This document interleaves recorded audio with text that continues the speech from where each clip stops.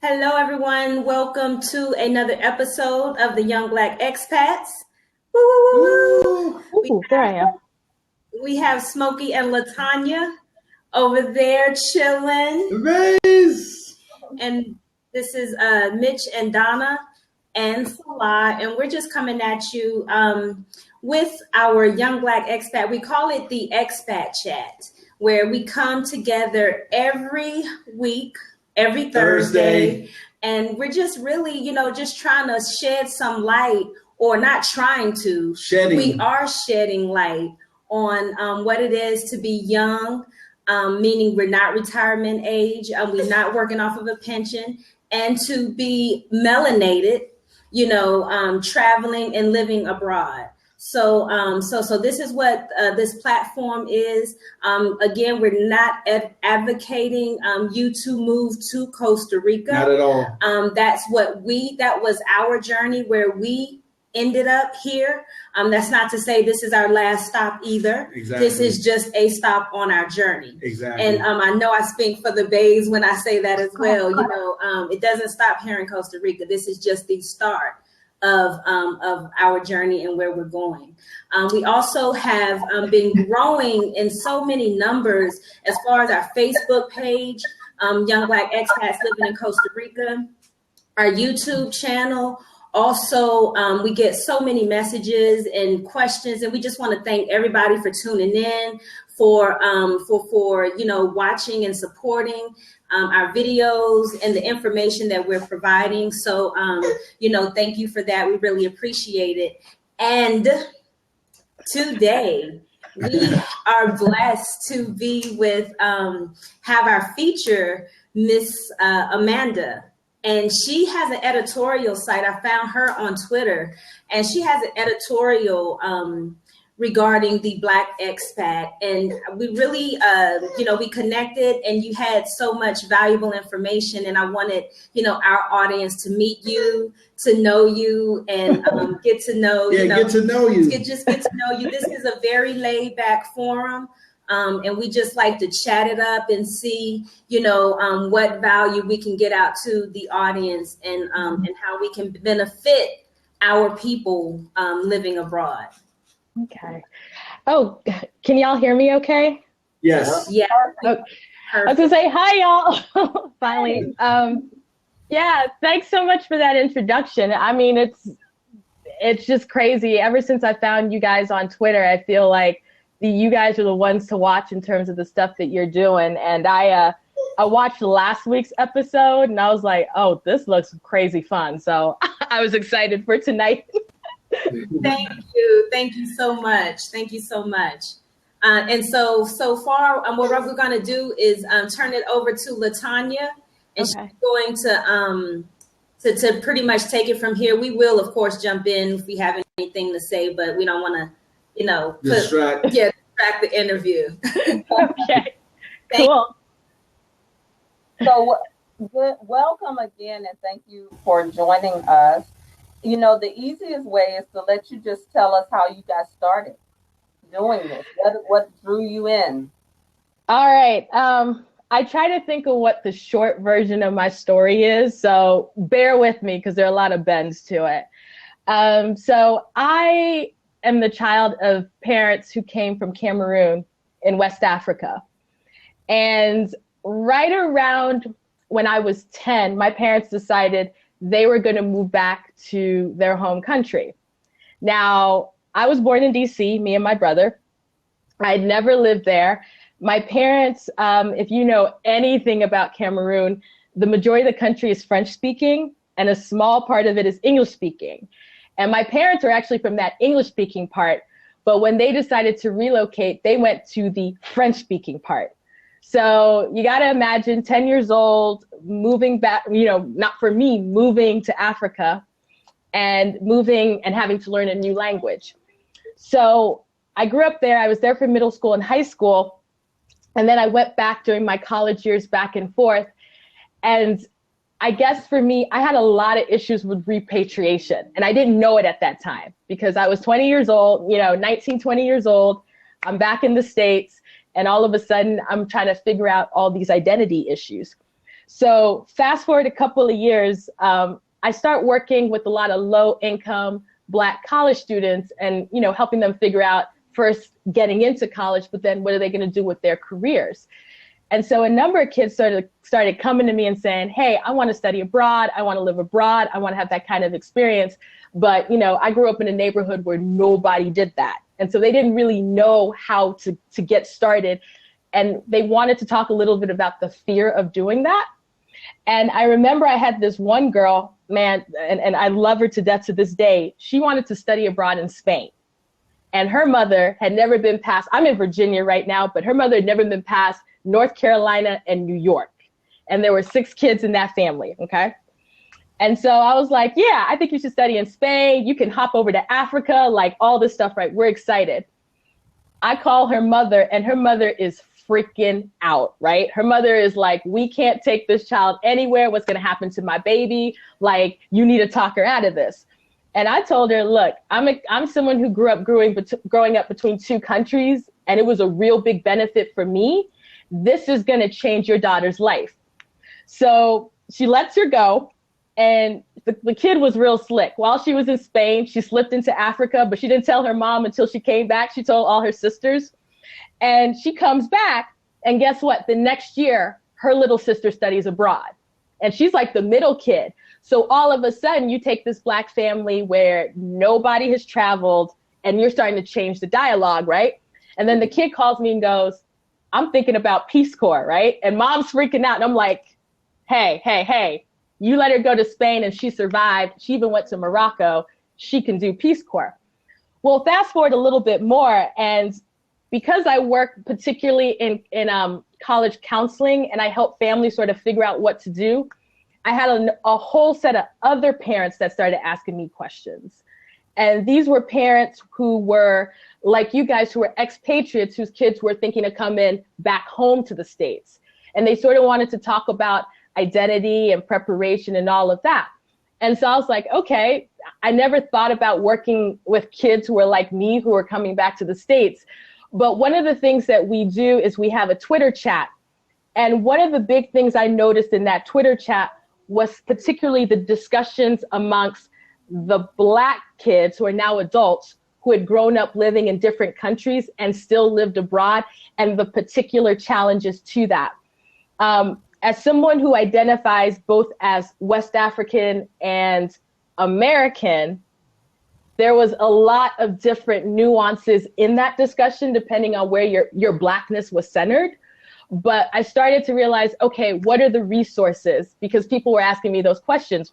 Where are the resources if I want to go abroad, if I want to live abroad? Like, where do I get natural hair care products in Estonia if I wanted to go there, all of that? And so I started doing some research and realized even with the people who I know who are older than me and are seasoned expats and HR folks and whatever, they were like, there's nothing out there. Like, as Black people, we know the stories amongst ourselves, depending on, you know, where we sit, but there was nothing out there about this is what it's like to move to Japan coming from Kenya or America or whatever as a Black person. And so because I'm super type A, and I mean, I'm incredibly type A, I was like, all right, we're just going to do this. Like, what we're going to do is find a whole bunch of Black people doing very cool things and say, what's the good, the bad, and the real, right? Because when everybody looks at your Instagram, you know, they see that picture of the Eiffel Tower, and they're like, oh my God, your life is so glamorous, not knowing you had to fight your way with the French system to get your bill paid that day. And so that's kind of like the short end of where I kind of got to this.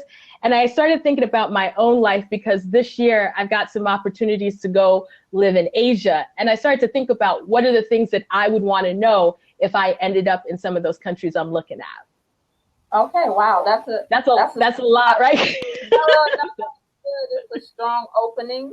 And I want, just for the audience, just for the sake of those who are considering living abroad, to just ask you to define repatriation, because an article just came out actually about Africans, people who have family from Africa. You saw that? I didn't see it, but I sort of hear where this is going. Go ahead. Yeah. Article that recently came out about children who were maybe born in Africa, moved to America, or families, did that, and are now going back to Africa to work and live and contribute to whatever growth there. So could you just for the audience explain repatriation? Okay. And I'm going to use two terms that I actually should explain. So repatriation simply is returning to your passport country. Okay. So wherever, or your country of origin, depending. And there's another term that I used earlier on, which I use a lot. So I just want to make sure everybody understands, which is third culture kid, which I think y'all's daughter really is. And it's basically a kid who was born outside of what their home culture is. So, and if you are a parent and you're thinking about being an expatriate or an expat, your kids are going to be TCKs, as we call them. And there's a whole community and a whole story behind being sort of a kid who's grown up in multiple cultures. That article, I think I would love to read it, would really interest me as someone who, I have these discussions all the time with Black kids here. Like my best friend, one parent's American, one parent was Cameroonian, right? And she came back to the States.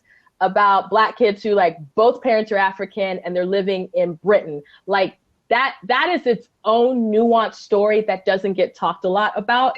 And it's something that I am particularly passionate about, because I was jokingly saying to a friend the other day, some of us don't feel like we fulfill our hyphens, Jamaican American, Cameroonian American, Trini British, whatever. Like some of us feel like we don't fill our hyphens because our stories and our space hasn't been allowed. And so that's also a little bit part of our site, as well as giving those stories sort of voice.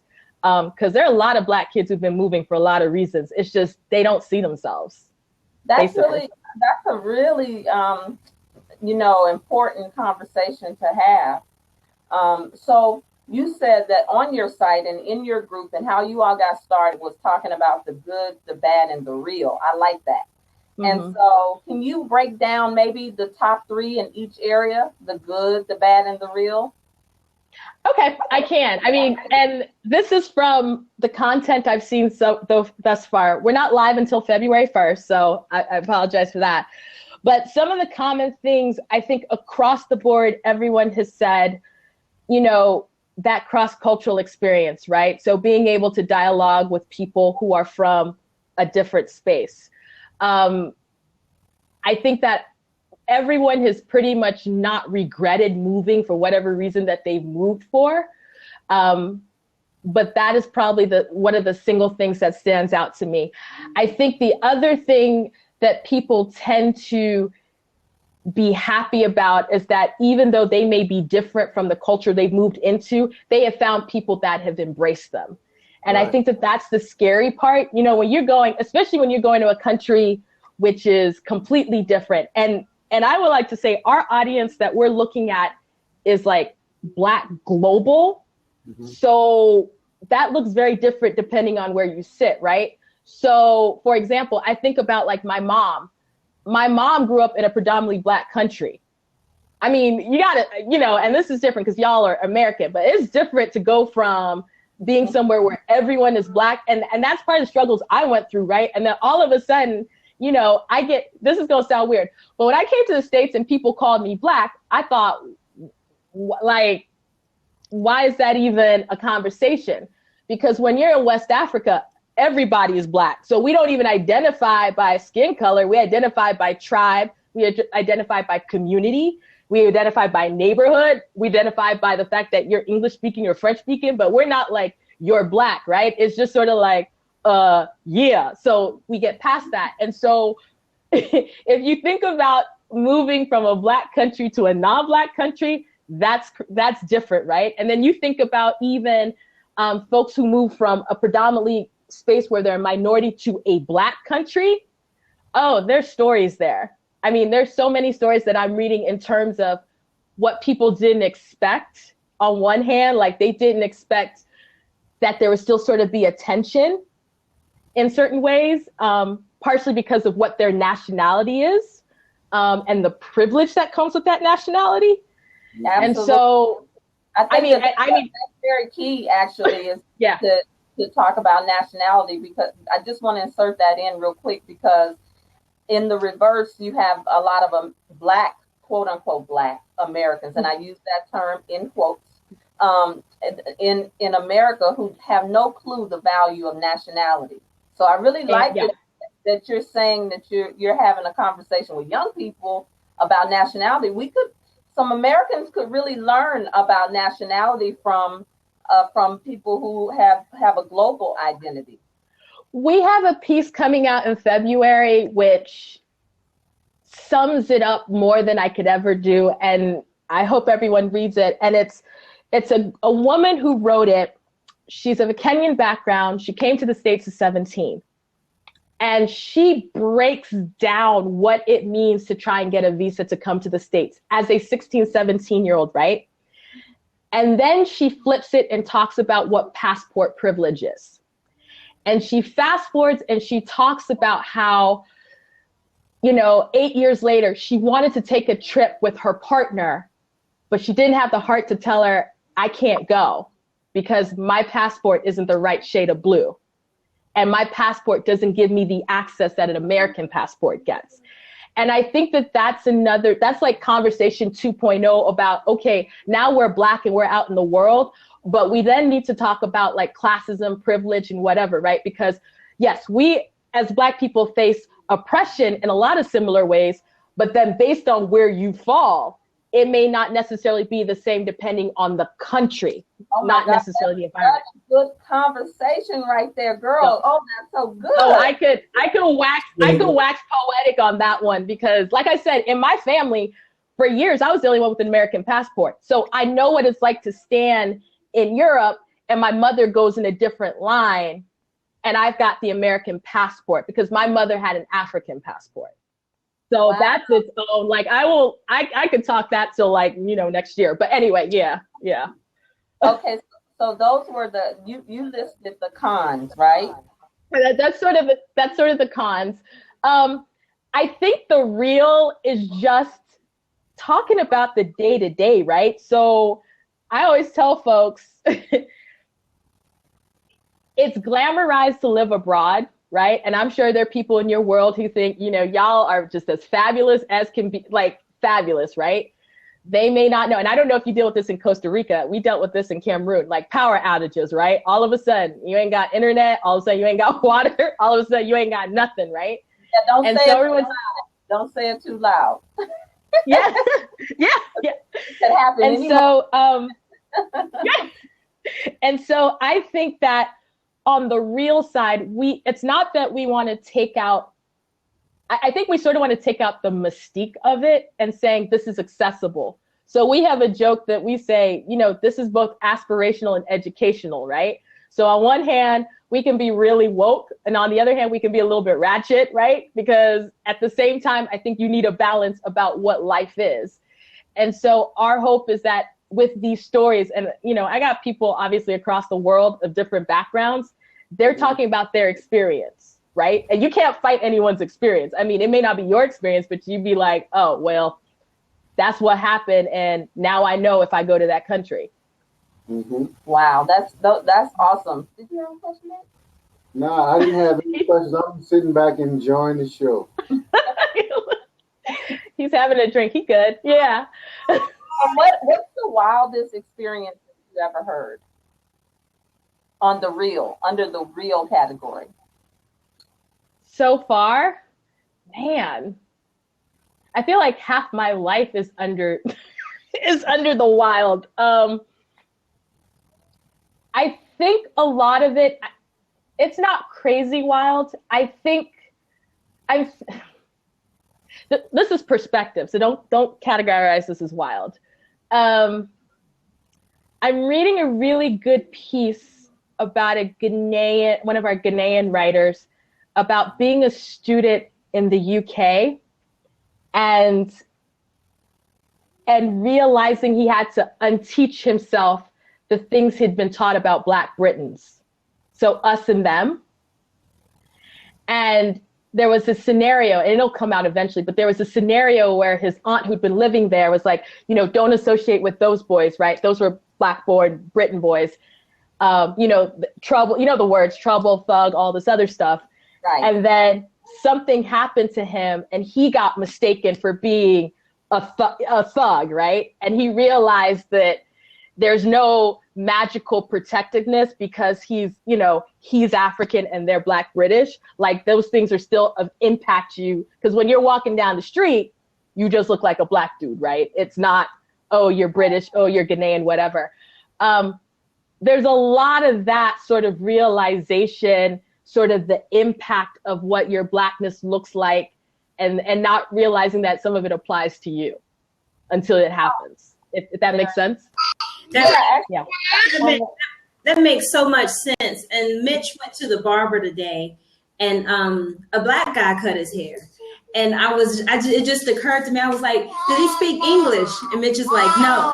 And I said, sometimes it's hard to imagine that someone that looks just like you doesn't speak the same language. I mean, that's the case. Exactly. But when you actually experience it, it's like, it's very difficult to imagine it just because you look alike. What's funny? I was traveling through South America, and I was in Argentina.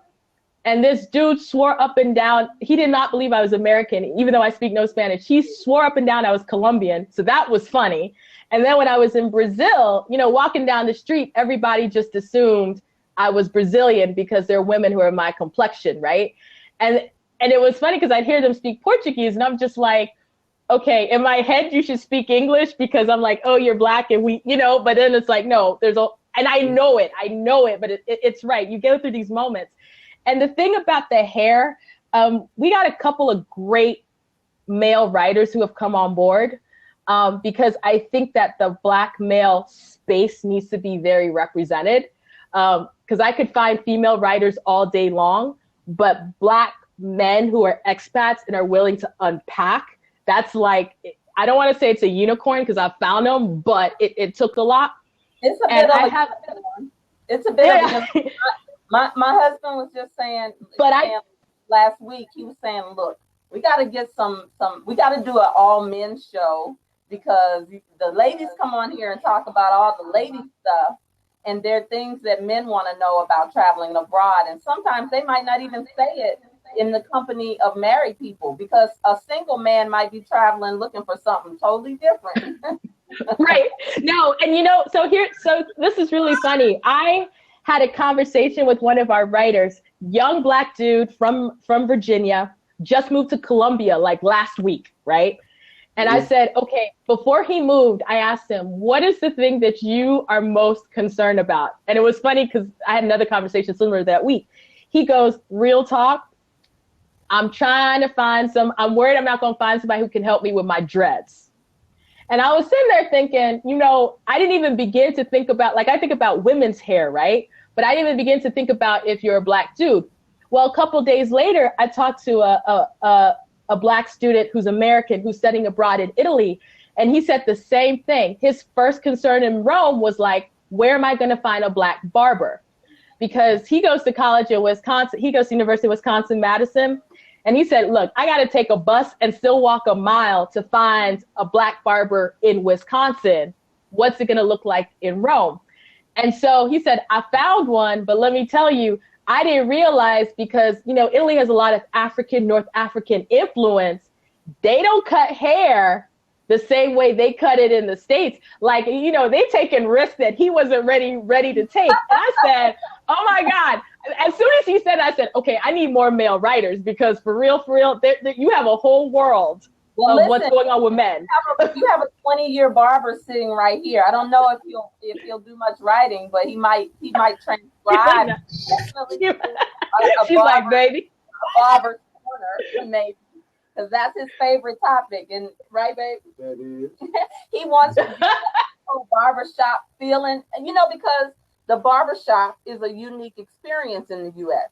So the question is, it would be nice to hear from men who travel abroad if the barbershop is the same in Costa Rica and in Africa and Brazil, the same way it is in the U.S. because the barbershop is something sacred to men in the U.S. They go for a lot more, and I'm learning through Smokey how sacred the barbershop is. And you know what? So you know, secret, correct? He said sacred means secret.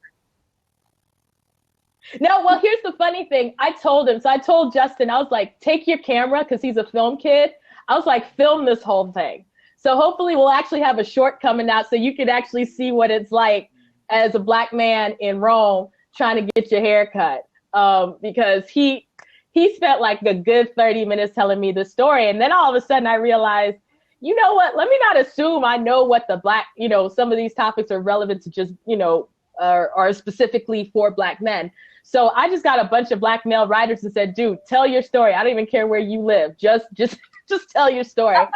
So we got a good mix of Black men, American and not, who are just like, this is what it's like living here as a Black man, married or single. Wow. Okay. Very nice. Did the Griffiths have any questions? Well, since you're from Cameroon and you went to help people from America, the Black Americans, what we quote, you know, you're helping them. Okay. Since your mother had that different type of passport, how do you feel about Black Americans not traveling? Since we have an American passport. You know, I tell everyone who can to do it. And in fact, there's a girl I just told yesterday, and she's going to Mombasa for the first time. So she's going to East Africa. You don't know you're sitting on a privilege until somebody tells you, right? And I know I grew up in an unconventional way. I grew up around, like when I said, my family, we went back to Cameroon. My mom worked for the U.S. Embassy. So I grew up around diplomats and all those kind of people who travel, right? And I realized that most Black people do not grow up that way. And so for me, I look at it as a responsibility to say, you know what, here's at least the information, right? And so with like the college students, I'm saying, look, diversity abroad, if you're American, you need to be hanging out with diversity abroad because their main goal is to get underrepresented minorities, you know, in different categories to go out, right? And it was started by an African-American male. If you're a young professional, I'm telling you all the contacts I know, right? So I have kids who call me all the time and say, look, I'm thinking about going to education. And my background is actually higher education. And so I say, hey, here's the deal. You don't have to just teach English. If you're getting a master's in this and this and this is how you leverage it. I think that people just need it to be broken down so that it is feasible. Do you know what I'm saying? Instead of it just being like this big thing you can't do. And I never fault anybody for not traveling because honestly, my parents were lucky. They got funding in the 70s, right after their country like ended colonialism. You know what I mean? My parents could have easily been in the same spot that they were in, and I could have never been born in the States and have traveled and had that kind of life. So I just tell people start, you know, if you're ready, I can tell you how to walk through it, at least from a basic standpoint. Good. That's awesome. Yeah. That's awesome. Well, what about in this conversation, in this particular population that you serve, what about dating? Is that something that comes up? What's the global perspective of someone who's lived in between two countries? Do they see dating different as well? Okay, so I'll speak from both the third culture kid who's grown up, and I'll speak also from the expat. So from the expat stuff that I've seen, you know what? It's fascinating because I do have a lot of female writers right now. And it depends on where you are in the world, right? So I think it also depends what the person is looking for. So I would say I feel that some of my contributors are open in terms of whatever racial, you know, background. And then some of my folks know that they want to marry a Black person. Now, the thing that they're learning about that is, like I said, Black comes in all persuasions, right? So a Black dude from Chicago is different from a Black dude from Accra. And I think people are starting to learn that the more they travel and they start to see what their dating options are. So we have a couple of stories about that coming out for the people who are willing to share, because I think that's a huge question. I'm sure maybe, I don't know if you guys get that as married couples and, and whatnot, if people are still asking you that. But I'm seeing my writers who are working on their projects getting those questions. So I figured, all right, let's just go on ahead and talk about what it's like dating in their space based on who they are. For people who've grown up cross-culturally, here's the challenge, and I love it because you guys have a daughter, so here's what's going to happen. This is almost what happens with kids. You grow up and you have this itch, and it never goes away. And I thought, I'm in my 30s, I travel like a fiend, and I thought, okay, the itch goes away eventually, and then I meet people who are 20 years older than me who grew up cross-culturally, and they're like, yeah, the itch doesn't go, it's in your DNA, right? Like you always want to be on the road and you always want to meet people. And sometimes it's hard when they plant you somewhere. And anecdotally, what I've noticed is that for kids who've grown up cross-culturally, they tend to date people cross-culturally, and they tend to find ways to integrate it into their lives cross-culturally. So maybe they can't move back to the Bahamas where they grew up, or Brazil or whatever, but they'll do what they can in their passport country, or they'll marry somebody who's completely on the other end of the chart to still integrate that. And so, TCKs are their own breed, but yeah, it's kind of interesting. No, that's a very good perspective to hear, because it is something to consider. Because, what we consider in Black American culture, still there's a little bit of offense when you see someone marry outside of quote unquote their race. But then when you have a more global perspective, it's not even really a thought, particularly if you didn't carry yourself or think of yourself as inferior or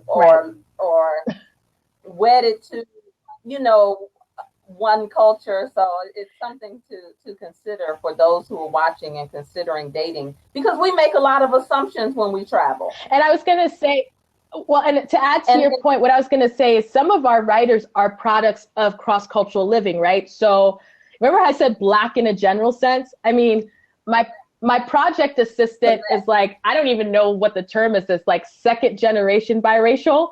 So like her father is half Nigerian and his mother was a white woman from Vermont, and her mother is half Nigerian and her mother was a white woman from France, right? And she grew up in Thailand. So there's that. I got a writer who is half Ethiopian, half Taiwanese, who was born in Boston and grew up in Taiwan and Singapore. Like, so even that Blackness, right? Oh, they're all, they identify, a strong part of their identity is Black, but you see how it happens in different ways. And I think that when you just sort of start traveling, you may open yourself up to things you didn't even think you would if you stayed at home. You know what I mean? Yeah. Mm-hmm. Yes, that's a very good point. Very good segue. That is, and I wanted to touch back on something that you said earlier, but just the reverse of it.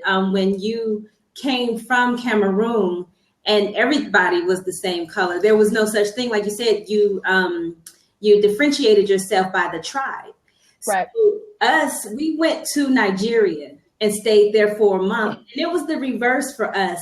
And you really don't know what or how you feel about something until you see the opposite of it. So, the commercials in the US, the TV, it is what it is, it's the commercials. But then when you go to Africa, all of the people on the commercials are Black. And right. A Dove commercial. It's like, and it just makes you feel much, different when you Toyota, whatever the commercials are, everybody's starring on it. They look exactly like you. And I think that really makes a huge difference in your mind when it comes to seeing people that look like you versus, you know what I'm saying? So we just experienced the opposite. Yeah, it plays on the subconscious. And we were also in a conversation here in Costa Rica with a native here, and the conversation of race and privilege came up at a mixed table. There were people from Britain, all over. They were from all over Brazil, and Italy. and there was a Black intellectual, right? You know, the Black intellectual that was who was actually a protege of Angela Davis, and this British woman made a comment that kind of set her off a little bit. And she read her, but she talked about white privilege. The Brit didn't fully get it, but she was open to the conversation. Now, there were natives that were from Costa Rica at the table. And later on, they told us, we don't even see ourselves that way.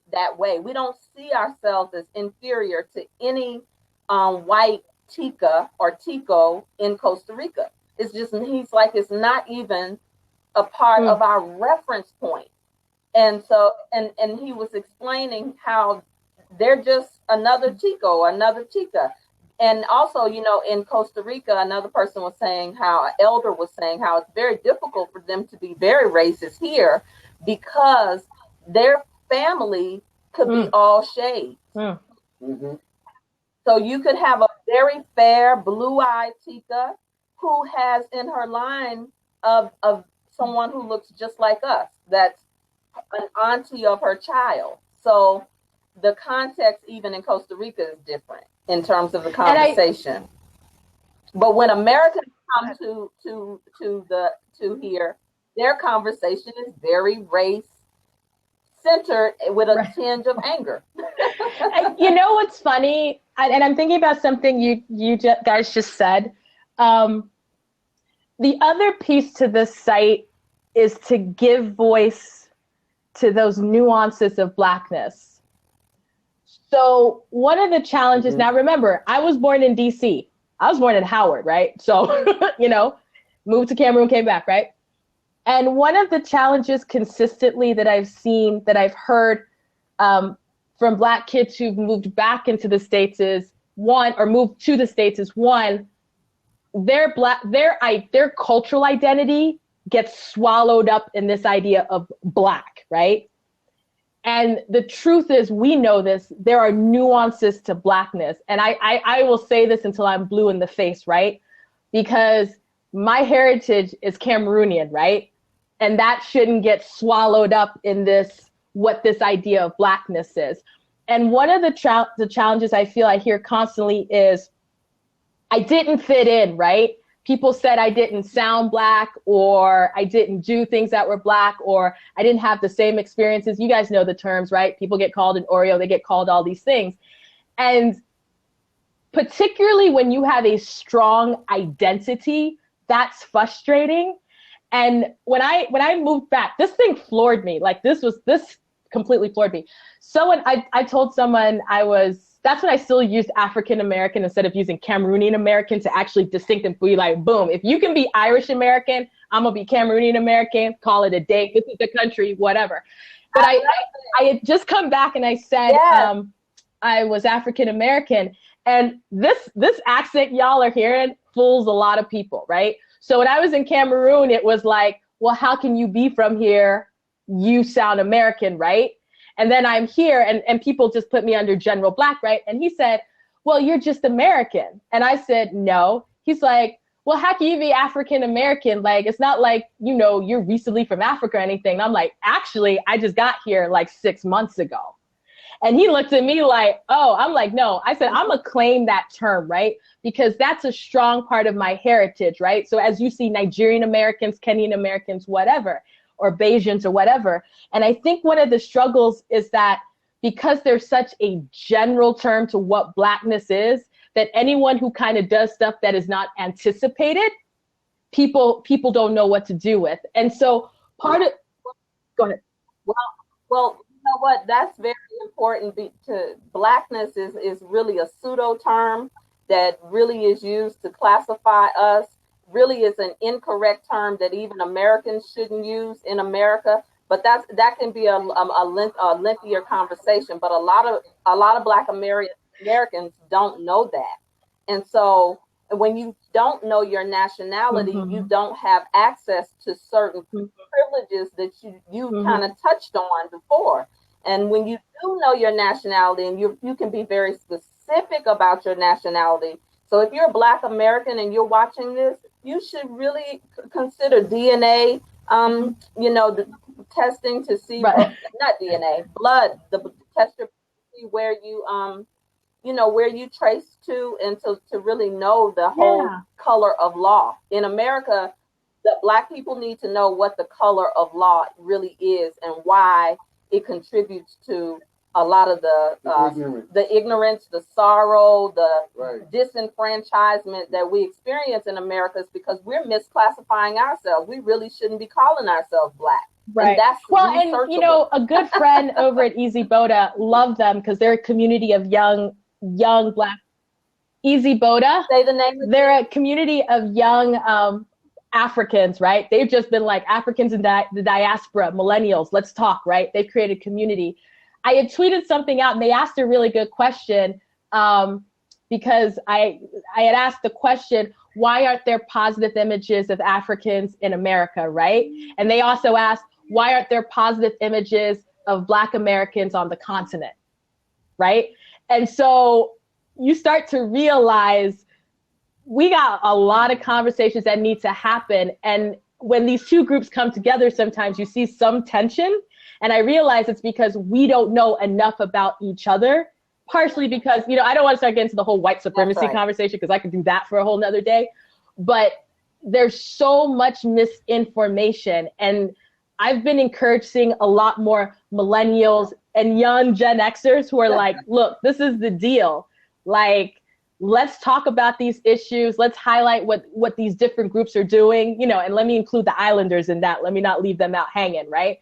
But let's talk about what all these groups are doing. And as we travel to these different countries, let's have a better perspective of what's happening. And so if anyone is not watching it, Strolling series, Cecile Emeke, blowing it out the water. Wait, pause for a minute. Sorry, take a breath. I'm good. Go ahead. I want you to go in the chat and if you could just put reference and then list some of those references, those groups that you just referenced. We also only have about 15 minutes left in the show, and 2 people have already said they want to join us in the seat. So Donna and Mitch, if you all are cool with that, we're gonna open up the seat. Now I wanted to, I'm Morpheus. I don't, your comment kind of went away through us commenting. Did you want to join us in the seat, I'm Morpheus? Because you said you had some experience identifying as Black, and I asked if you wanted to share. So if you want to join the conversation, I'm going to open it up to you first because you were sharing. I'm Morpheus. And then next we would have Simo El Nouri. Elm Nouri. Let's see. The seat is open. I'm Morpheus. Do you want to join us? Okay, cool. Simo El Nouri, you want to jump in the seat? Oh, look, I see some of my people. Oh, look. I see people some of right those there. That's all right. Your people are now our people.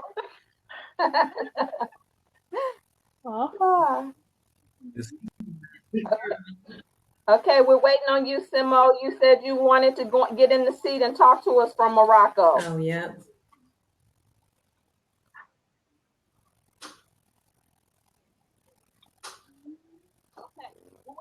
Okay. Well, we're going to keep on rolling because this is live. But how about this? The seat is open for whoever would like to get in the seat and ask questions or share your experience living abroad, living global, especially as we've been talking about this whole identity. I think we're in a global identity crisis. period. And we just need to own it. And the more that we own that we're in a global identity crisis, then we can open up the conversation. And then when we travel places, we won't be looking at each other as if we're strangers. We'll be looking at each other as if we're family. And, you know, being able to sit down and say, oh, where are you from? Oh, well, okay. And how did you get here? Oh, and what do you think about this? And then we won't be divided and conquered. I do the universal Black head nod because I was in Argentina and hadn't seen Black people for a moment. And I was on this bridge and saw this Black family. I didn't even know if they spoke nothing. They saw me. I saw them. We were like, hey, like we were so excited. So you are so right. Like, do what you travel. If nothing else, travel. But yeah. We're definitely guilty of that. That's funny. Yeah, we were all together.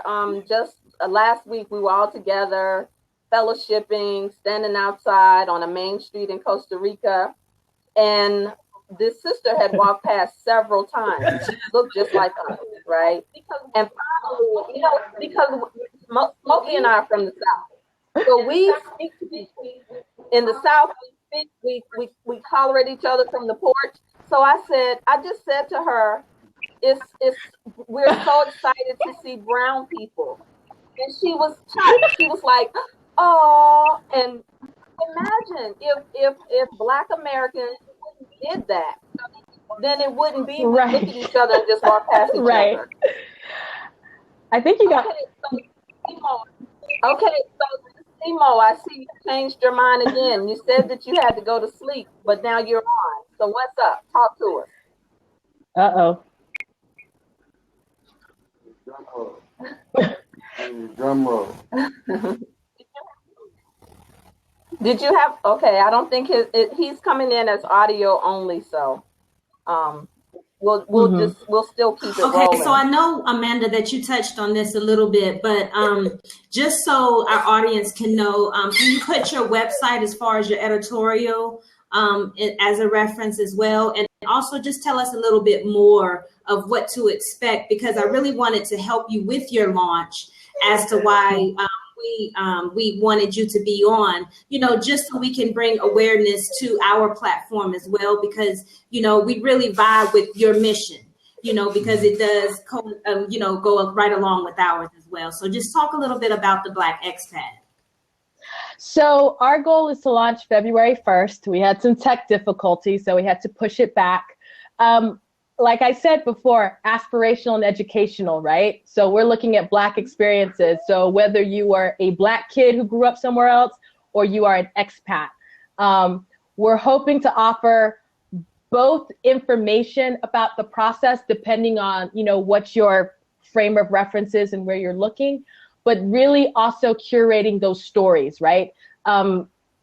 I realized with a lot of Black communities, we have a great tradition of storytelling, but we don't write this stuff down. So you may know, hey, there's some concerns about living in the Ukraine, but we're not telling all of ourselves, right, that you need to know. So we really are hoping to collect those stories. And then the other piece is also just promote sort of like Black services and Black businesses that are in that cross-cultural space. So a lot of our Black expats have businesses and things they're doing internationally. And I'm like, you know what? You need a space. Or they are providing some sort of service that benefits a Black community. They need a space. And so we sort of want to just corral it all together and say, come hang out with us, come read these stories, learn something, meet some people. Through this, I have met some amazing Black people, honestly, and I know that sounds really corny, but I have met some badass Black people that I'm like, people need to know what you're doing because this is not in the media. And just from a professional standpoint, when you look at research and data and information on Black mobility, nothing is there. There's really nothing there. So like y'all are raising a daughter, right? And I was looking up stuff on Black third culture kids. Nothing is there. What I mean, nothing is there. And Black kids have been moving since the beginning of time. And so even companies right now are starting to think about, we got all these people moving like from the global South up to the North. we ain't even prepared for their families and what it looks like for them to live internationally. So we kind of want to be a resource in that space, you know, and have fun at it, right? I think people's stories are interesting. So, I mean, I'm going to tell them regardless. So, but that's just me. Yeah. Yeah, that's awesome. Now, is it the population that you serve, are they mostly people who are fresh out of college, or both? We're looking at that fresh out of college to young, I want to say young professionals. We're definitely not so much for the retiree population, just because all my people are super, you know, they're all in their 20s and 30s. So we don't have a lot of experience in that space.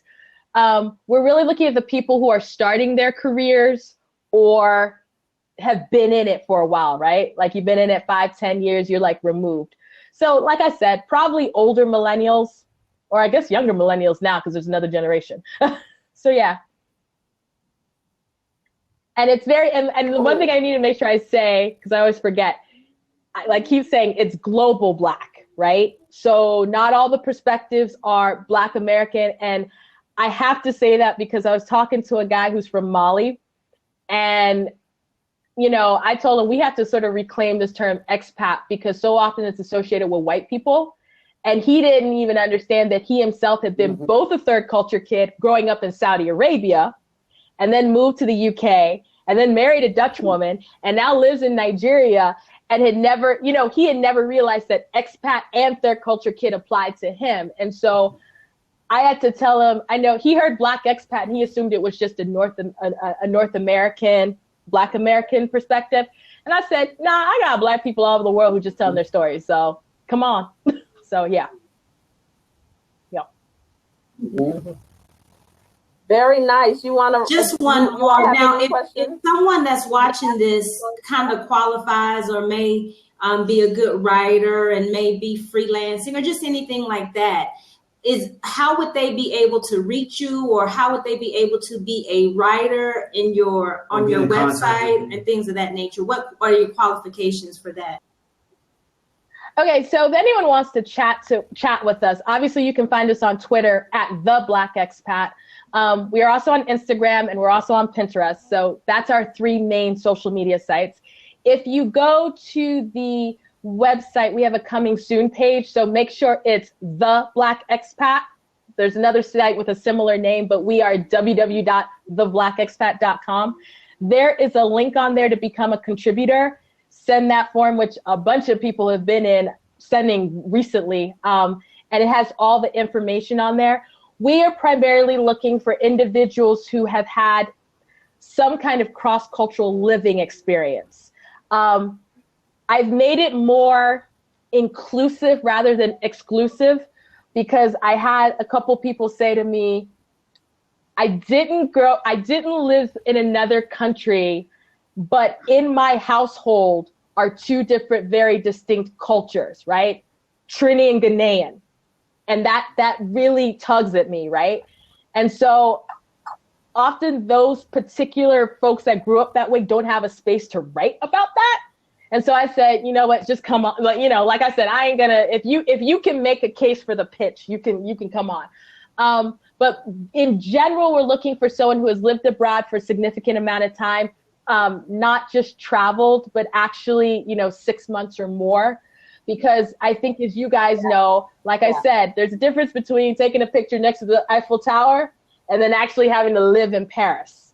And our focus is not so much travel. And there's a lot of great stuff happening in the Black travel space.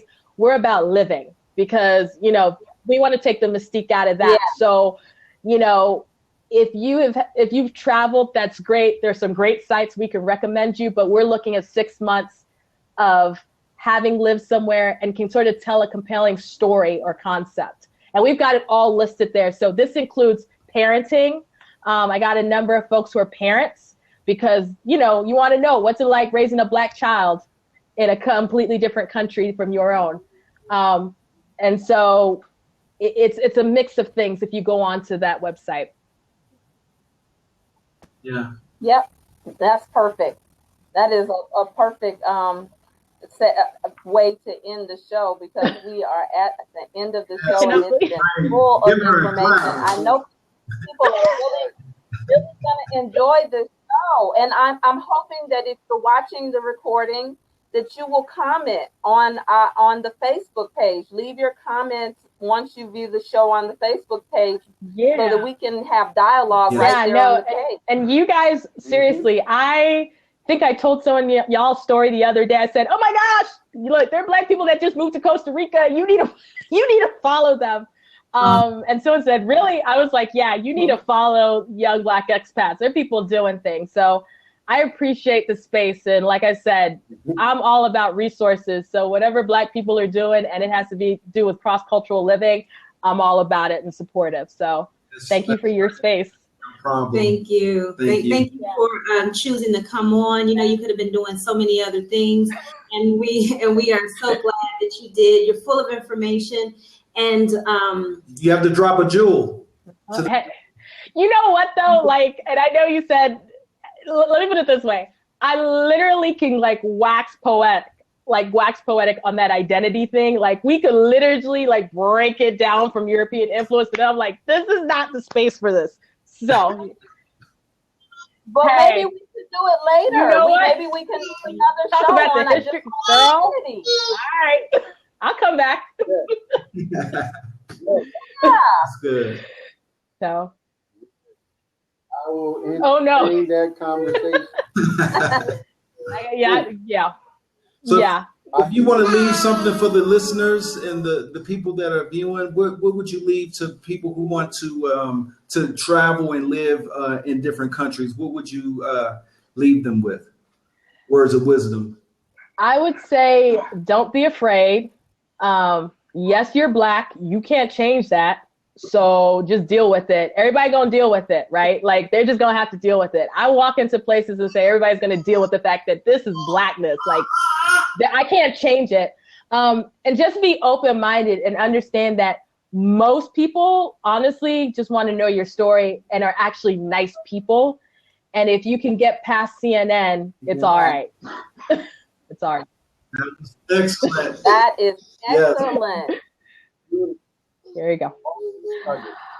All right, y'all. This has been awesome. All right. Thank you. I'm saying bye to the baby. It's been an awesome all right.